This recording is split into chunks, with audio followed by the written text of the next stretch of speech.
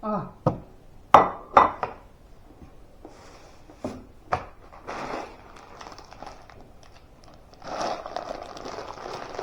para sa mac and cheese ng anak ko. Ang init. Hindi pa luto yung chicken ko. Parang busog na ako. Ayan. Sa kain na mangga. Ayan o. Harap. Harap. Sana tayo magkwento mayat na. Hello guys. Dito tayo magtatapon ulit ng basura. Pupunta tayo sa shopping mall. No choice. Ang galahan ko rito is shopping mall. Ito lang ang nag-iisang galahan dito. Shopping mall. At grabe kanina, ang lakas ng ulan.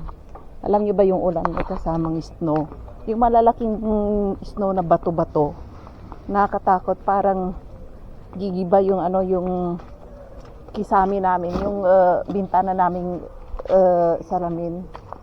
Ayun, may mga tao sa pub house. Ayun doon, no? Ayan. Buti nga tumila na ngayon. Grabe kanina, ang lakas, oh. Para bang batoy na, nahuhulog sa langit. Yung snow, yung mga yellow. Yellow ba yun or snow? Okay, gano'n na rin yun. Ayan. Gagala ako. Bili lang ako ng tinapay. Ayan. Yan lang naman ang ginawa ko rito eh. Punta sa shopping mall.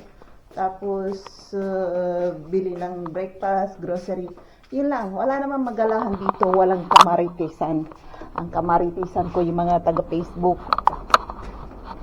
Sabado ngayon, walang church ngayon. Sarado.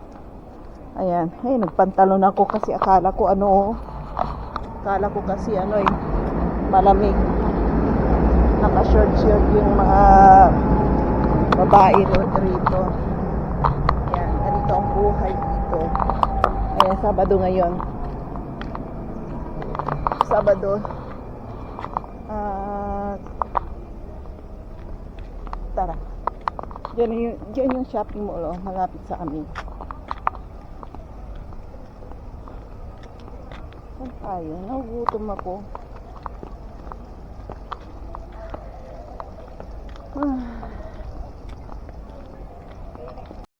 Andito na tayo sa bahay. Grabe ang init ngayon. Hindi ko matake ang init. Grabe. Umulan kanina ng kanina after before 2 hours after. Umulan ng snow. Yung malalaking bitak-bitak na yelo, grabe lalaki, panoorin nyo, nandyan. Ayan. At, ang init kanina ng mga tanghali, magmula umaga hanggang tanghali, ang init. Tapos umulan. Super. Ngayon na naman, bumalik na naman, wala nang ulan, bumalik na naman. Mainit ulit. Nag-grocery ako ngayon.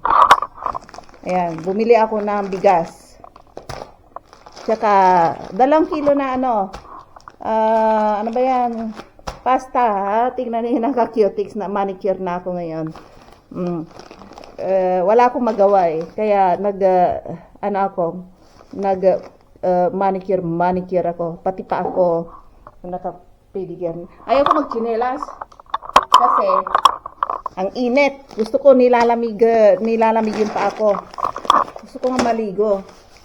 Ang init, grabe ang init. Ngayon, nagugutom ako, wala pa akong tanghalian, wala pa akong hapunan. Ang may manok ako. Yan, super laki na manok. Hihiwain ko muna, magpriprito ako na ang maliit. Magpriprito ako. Ano ba yan? Ako lang kakain niya yung mga buto-buto. Ayaw ng anak ko. Yan. Don't worry, I'm expert. Eksperto ako sa pagkakati ng mga manok-manok na yan. Dati may restaurant ako sa Taiwan. Kaya ano, eksperto ako sa mga ganyan.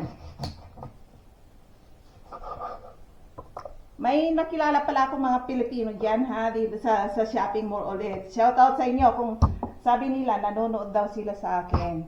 Ayan. Iniimbitahan ko sila dito sa bahay namin. Ayan.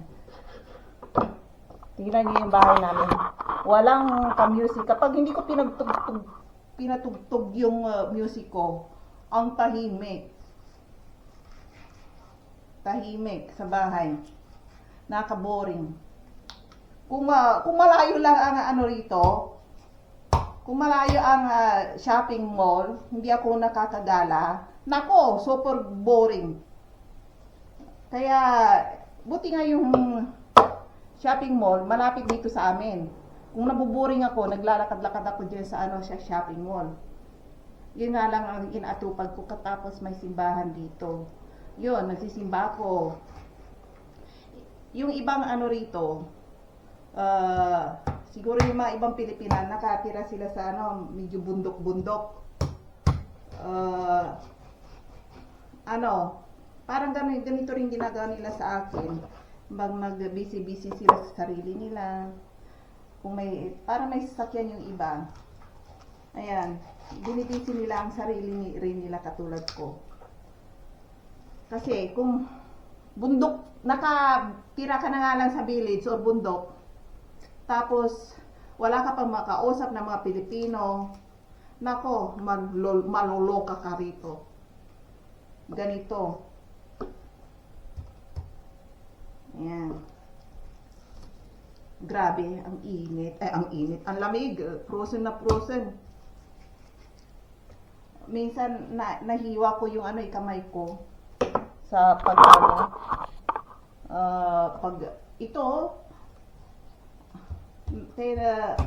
nag-slide yung kutsilyo ba. Ayan, nadali yung kamay ko. Ayan, dugo na. Ayan. Ay nako, kaya ayaw na ayaw kong ganito. Ay nako. Ayan na. At sa sahig, ang dami ng kalat. I hate this one.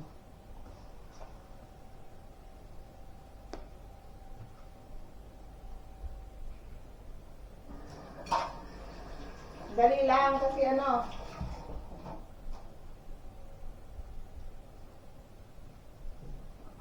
nagkalat yung mga kailangan linisin ko yung sahig ko. Kung hindi, may snow pa oh. May pa kasi, may yellow yung alisin ko yung laman sa buto niya. Ayan. Ayan, ganito ako nung nasa Taiwan ako. Wala, mag-isa ako nagluluto. Tapos ng pagluluto, nagdi-deliver ako. Oras ang hinahabol ko parati sa pagdi-deliver. Nako. Ayan, ito, i-adobo ko na lang to. Ililitsun ko sana to. Kaso nga lang, bukas, birthday ng anak ko, ayaw ko yung nakalagay yung manok ko yung manok ko sa loob ng refrigerator, nasisira, may amoy yung refrigerator. Kaya ang gagawin ko na lang, masarap ang adobo. Habang tumatagal, sumasarap. Ganyan na lang. Malakihan na lang. Ayan. Ganyan ako mag-adobo. Hugasan ko muna to. Ayan, maghugas muna tayo para may nag-aaway na. Mga para may diskuhan ngayon. May diskuhan sa diyan sa baba ng bahay namin.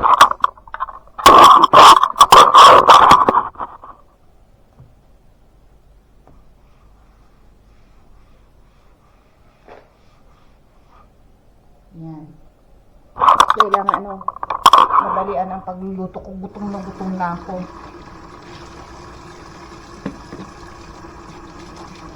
Yan, naka-clip na yung ko. Yung buko. Wala na yung lapis. Bumili ako ng clip. Ayun o. Mura lang. Kasi may mga ano rito. Ibang, hindi ko, yung bang ponytail ko, hinahanap ko. Hindi ko alam kung saan ko nailagay. Kaya yan. Nami-misplace ko parate. Hindi ko alam kung saan banda na nakalagay. Hugasan ko muna to bago ako ano.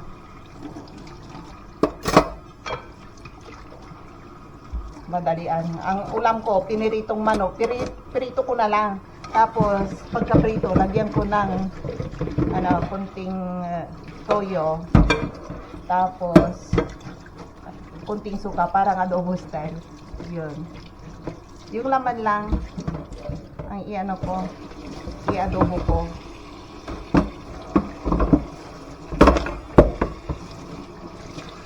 Ayan, parang ano, hugasan ko muna to. Kasi, ayoko yung nagluluto ako, nakikita ko marami akong hugasan. Nakaka-stress ba? Yan. Tapos, magprito na tayo. Ayan o. Ang prito ko yung ano ko, manok ko. Simple lang. Ito hugasan ulit o. Ang dami kong hugasan. Ayan, pinagsangagan ko ng kanin yan. Okay lang yan. Para sa akin lang naman yan eh. Ay, ano, ganyan ang mga tamad. Tamad maghugas. Hugas doon, hugas dito. Kaya, ang gagawin ko na lang, itong manok ko, ano, ito ano lang to, asin lang ilalagay ko. Asin. Ayun. Asin lang. Pwede na. At huwag masyadong maraming ano. Ayan, ganyan lang yan. Asin, paminta, okay na yan.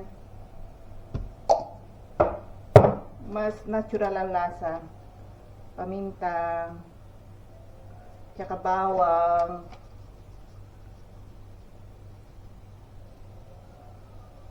Yan. Ganyan lang yan. Mamaya ko yan lalagyan ng ano, ito naman, imamarinate ko. Imamarinate ko to. Imamarinate ko for tomorrow na adobo. Ayan, kumukulo na yung ano, yung baka ano. Imamarinate ko yung for tomorrow na adobo ko na baboy. At ito, yung mga buto-buto pinipili ko kasi sa bahay namin, yung dalawa kong kasama, ayaw nila ng may buto-buto. Nagalit sila sa akin.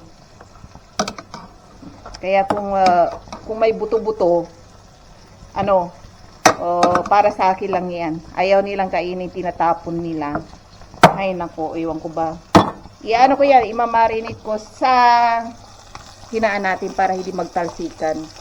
Ayan, naka number 4. Mamarinate ko lang sa ano, magic sarap. Okay na yan. Tapos, soya sauce. Ayan, soya sauce.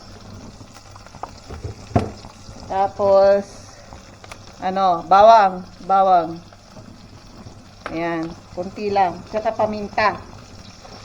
Para sa akin lang naman to eh. Itong ano. Ayan. Ayan, kayo mga Pilipino, dito, OFW, huwag kayong silent viewer. Nakikita ko kayo. Alam ko na kung sino ang mga silent viewer ko. Ayan, shout out sa inyo parate. Ayan. Ang init. Pinagpapawisan ako. Ano, takpan ko to para ano, madaling maluto yung pagkain ko. Ayan, takpan ko to. Ayan, tapos hinaan natin mga number 2. Siguro naman, mapaghintay ako ng 1 oras bago kumain. Gutom na talaga ako. Imamarinate ko muna to, oh. Ayan, marinate ko to. Para sa bukas. Ay, lagyan ko ng suka. Suka. Kuha lang ako ng suka. Yan. Nalalagkit na naman ako. Mas maganda pala pag tagis, no, kaysa tag-init. Naku, yung paanan ko. Magchinilas nga ako, parang yung mga karni is, may hindi ako nakita na nandiyan sa baba.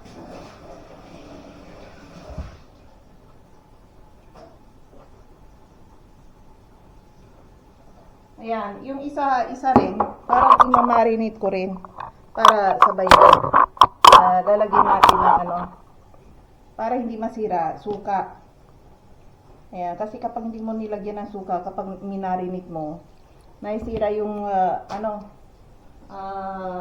manok. Parang i-adobo style natin. Masarap to pag tinirito, ilalagay lang sa oven. Masarap na yan. Ayan, ganyan lang yan. Ganyan lang yan. Asin. Saka paminta ulit. Bawang. At paminta. Yan. Ganyan lang yan. Tapos, kukuha ko ng isang Tupperware. Kasi, para hindi mapuno kagad yung yung refrigerator ko. Ganito lang itong marinate na to. Dinamihan ko ng suka para hindi masira. Kasi, kapag kunti ang suka, kuminsan, yung manok, madaling masira. I-marinate nyo sa maraming suka para kahit na isang linggo dyan, nasa refrigerator. Kung minsan hindi ko nilagay sa freezer, masisira. Ayan, ganyan lang yan. Ayan, maganda tong Kasi noong una sabi ng anak ko, may ice cream ba, mami? Kala niya ice cream ang nakalagay Ayan, may yellow pa Ilagay natin yung yan, marinate natin. Tapos, ilagay natin sa refrigerator. May suka yan, kaya hindi yan masisira. Ayan, yung nag-cutix ako. Ayan. Para gumanda naman ang mga daliri ko. Yan. Yung isa naman na buto-buto, para bukas ko to, para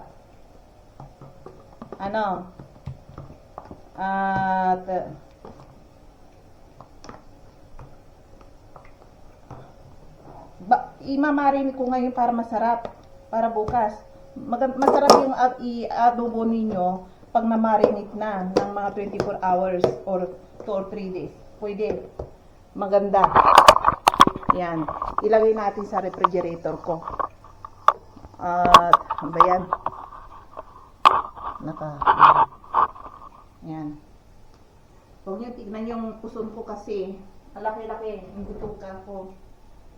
Yan. Dami kong Itong lagayan ng ice cream, hindi ko itinatapon.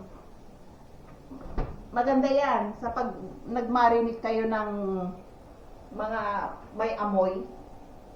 Yan ang ilagay ninyo, yung Tupperware. Huwag yung mamahaling Tupperware kapag nagmarinate kayo kasi nangangamoy. Hindi maalis-alis yung amoy ng halimbawa bumili kayo ng mamahaling Tupperware tapos nag-kimchi kayo. Nako, asahan niyo kahit na 2 months ng araw-arawin ninyong hugasan yung Tupperware na mamahalin ninyo, hindi pa rin nawawala yung amoy ng kimchi. Ang baho. Parang baho. Kaya pag binuksan ko, kasi yun ang gamit ko dati dito sa bahay. Nag-kimchi ako, tapos ginamit ko yung mamahaling mga Tupperware.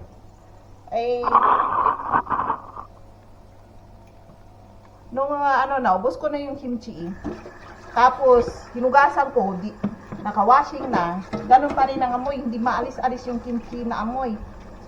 Kaya, kung magkikimchi kayo, kung may mga ice cream na ano kayo, may mga disposable na ice cream na lagayan, huwag ninyong itapon yan. Mapapakinabangan ninyo. Para sa mga pagbababad na mga kimchi, or ano, white na ano, ibang may amoy, magagamit niyo yan. Kasi kapag nangamoy na, tsaka ayaw nyo na, pwede nyo nang itapon. Kasi yung mamahaling mga Tupperware, pag ginamit nyo sa kimchi, kahit na nangangamoy, nasasayangan kayong itapon. Yun ang nga. Ay, luto na yung kanin ko. Ang gagawin ko ngayon is, babalatan ko yung mangga. Mangangamoy, mangga tayo. Naku! Magmamangga tayo. Yan o. Hugasan ko muna.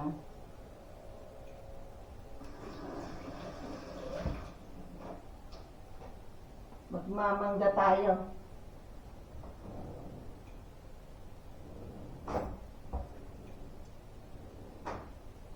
Shoutout sa mga taga-Pangasinan dyan na nanonood. Huwag kayong silent viewer.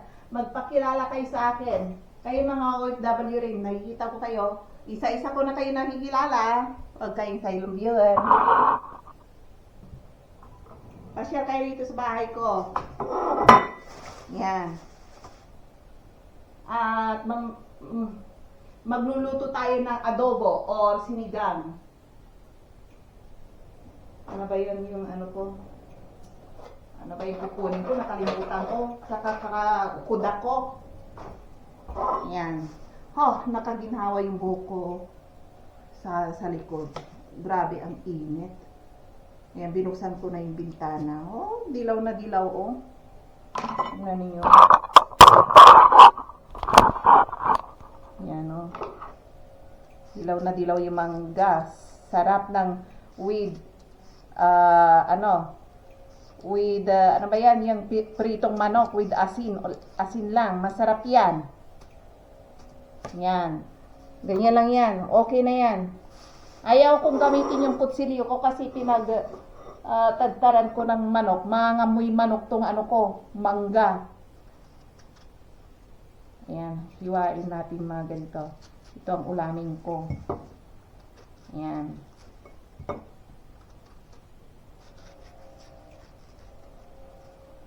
Ganyan lang yan. Yun na yung kamay ko, Naka-manicure, Mura yung nabili kong manicure.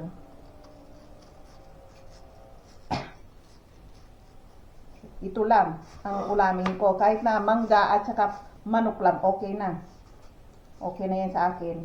Or di kaya, iniisip ko kanina, kasi tinatamad akong tadtarin yung manok. Sabi ko, ang tigas pa. Nagugutom ako. Ang iniisip ko, itlog. Kahapon, itlog ang kinain ko. Itlog na naman ngayon. Baka mangitlog na ako nito. Ay, sabi ko, magtiyaga na lang akong Kasi kapag hindi ko yan hiniwa-hiwa yung manok, wala rin gagawa rito, kundi ako rin. Mas maganda, gawin ko na yun ngayon. Para bukas, wala na akong gagawin. So, next time, ang gagawin ko na lang, bibili na lang ako na yung malaman-laman. Yan. Matagal na yan, nilagay ko sa freezer yung manok, nabili ko na dati. Kaso nga lang, tinago ko kasi tinamad ako. Ngayon, kailangan kainin ko na. Kasi kanina, nandito yung asawa at anak ko. Ngayon, naglakad-lakad sila sa labas. Sinasama nila ako, ayaw ko. Kaya dito na lang ako. Ayan, umayos yung dalawa kong alaga. Yun na lang muna. Ayan, hintayin natin. May isa pa ako. Kailangan i-refrigerator ko to. Baka mahinog. Ayan. May pa ako. Tingnan ninyo to. Alaki-laki. 1 kilo na pasta. 20 lang. 23. Mura na. Tsaka yung rice, nagmura ngayon. Mura. 29 lang. So, calculate to peso, mga 100. Pwede na.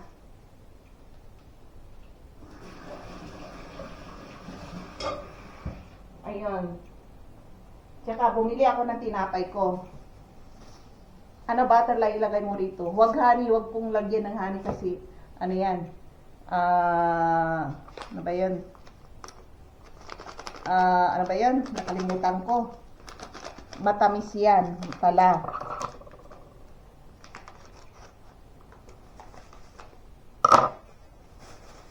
Yan.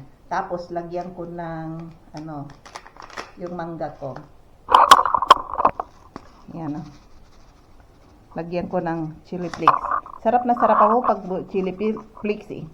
May chili flakes. Kahit na sinangag, tapos kung maglagay ng magluto ng sinangag, nilalagyan ko ng chili flakes, tapos lemon sa ibabaw. Ang sarap. Yan. Yan, tingnan niyo oh. Yan, mamaya maluluto. So, igyan na muna. At sana ay makapaghintay pa yung ano ko, yung tiyan ko. Mga 30 minutes yan. Pero kakain muna ako ng mangga. Kahit na mga asin na yung tiyan ko. Ayan, mangga with asin. Mangga with asin. Ayan o. Ay, lalagyan ko pala ng ano. Paubos na yung ano ko, asin. Ayan o. Nilagayan ako ng asin. Ayan.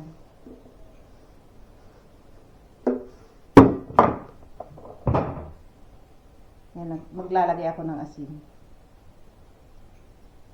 Sa mangga ko. Nangangasim ako. Sarap. With chili flakes. Yan, sarap.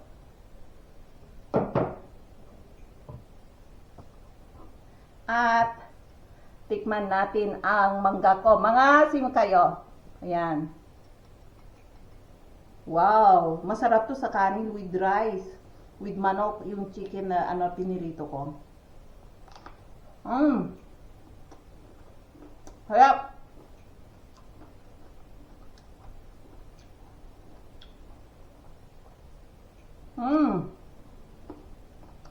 May pagka matamis na. Yung chili flakes. Ang sarap. Nako.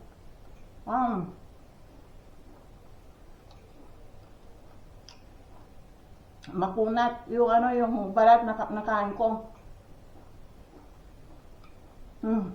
Sarap. Nagutom ako. Dinadiet ko kasi ang sarili ko kasi kapag hindi ako nag-diet, lulubo ako, mananaba ako. Baka magkaroon pa ako ng sakit, maka heart attack ako. Ayan. Iba talaga yung mga tumatanda.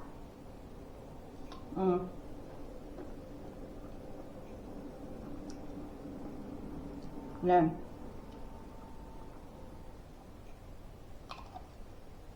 Harap.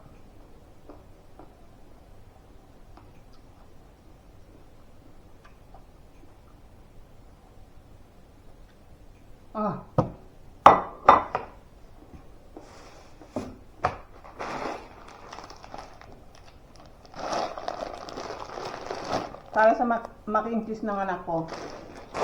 Ang init. Hindi pa luto yung chicken ko. Parang busog na ako. Ayan. Sa kain na mangga. Ayan o. Harap. Harap.